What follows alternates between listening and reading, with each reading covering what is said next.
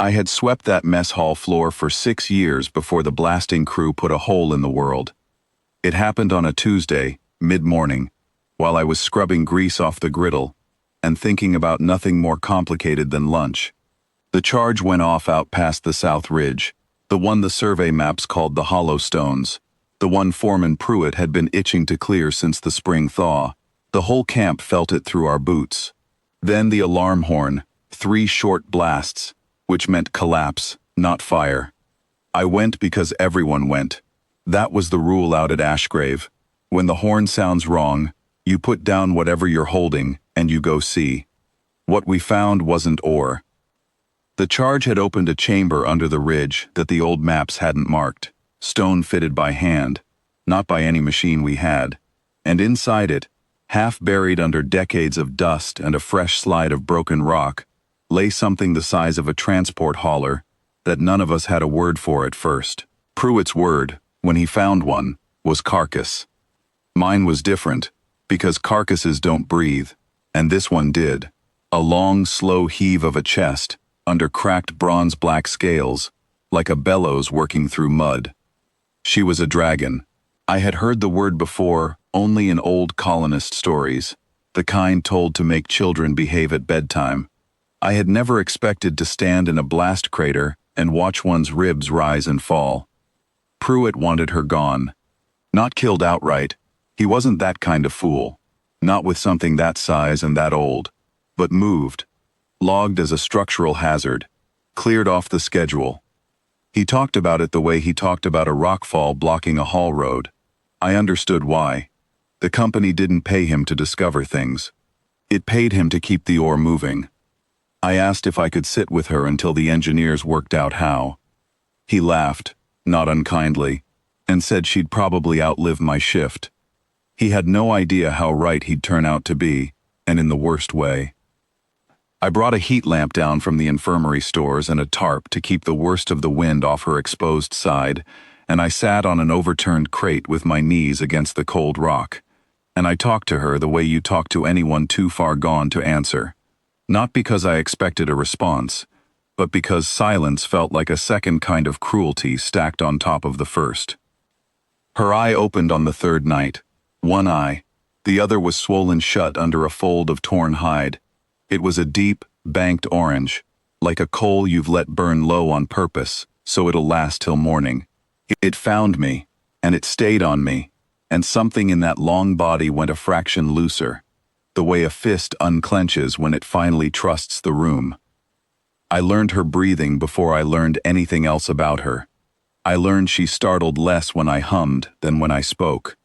I learned that the crack running down her left wing reached nearly to the shoulder, and that she curled her tail in tighter whenever Pruitt's crew worked anywhere near the ridge, as if trying to take up less room in a world that had already decided she was in the way.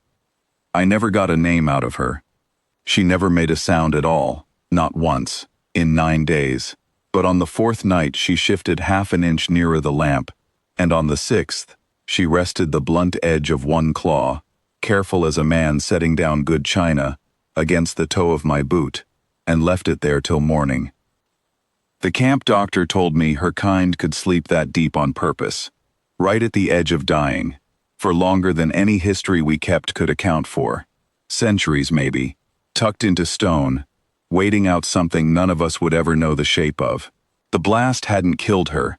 It had woken her early, into a body that had been quietly failing the whole time it slept, and there was no putting that kind of sleep back together once it broke.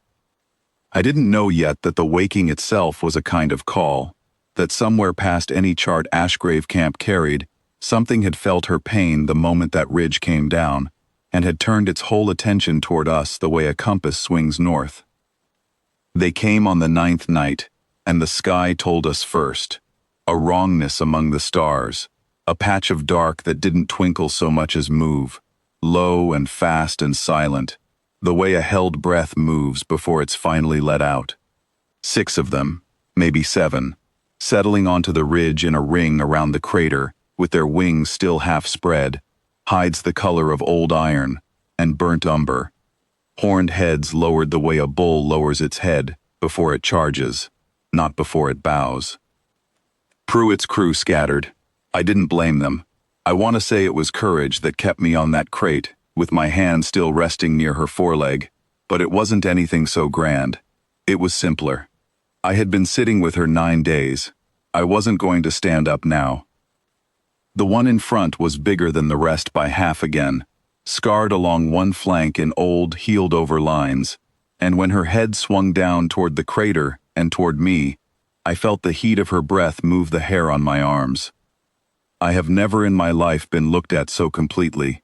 Not measured, looked at, the way you look at something you haven't yet decided whether to grieve or to thank. "She is Selra," the big one said, in a voice that didn't so much speak as settle into the ground under my boots, "of the Marineth line, who went into the hollow Vigil 4 centuries before your kind built anything taller than a fence. We felt her wake, we felt her pain, we came to learn which of you woke her, and what you did after." I told her the truth, because I couldn't think of anything else to do with a voice like that pointed at me. I told her about the blast, and Pruitt, and the lamp, and the tarp, and the 9 nights, and that I hadn't known whether any of it mattered, only that it felt wrong to let something that old die alone in the cold, because it was inconvenient to a schedule. Saelra's claw was still resting against my boot. It hadn't moved once, even with 6 dragons ringing the crater. The big one, Ilsavar, she told me her name was, though it took her a long moment to decide to, looked at that claw for a long while before she looked back at me. "We came ready to take a reckoning out of this camp," she said. "We find instead that you gave our elder 9 nights of warmth she had not known in 4 centuries of stone. Saelra died an hour before dawn, while the whole Kindred wing stood vigil around the crater with their heads bowed, not to me, not to anyone, but in a way, I came to understand was simply how dragons mark a death they arrive in time to witness. Ilsavar told me afterward that a death scene is a different thing from a death merely heard about, that being watched through it is its own mercy, one her line takes seriously enough to cross open stars for. I had given Saelra that without knowing its name. They gave her body the right they called a standing, which I won't try to describe except to say it took the rest of that night and involved no fire and no grief I'd call loud, only a long, low sound from all 6 of them together that I felt more than heard, through the rock and up through the soles of my boots. Before they lifted off, Ilsavar pressed the flat of one claw, light as Saelra's had been, against my collarbone, and said, "Kethren," and told me it meant, roughly, she who treated a dying stranger like a neighbor instead of a hazard. She said the Marineth line would remember it, whether or not I ever heard from them again. Pruitt got his ridge back, eventually, once the engineers cleared the crater for good.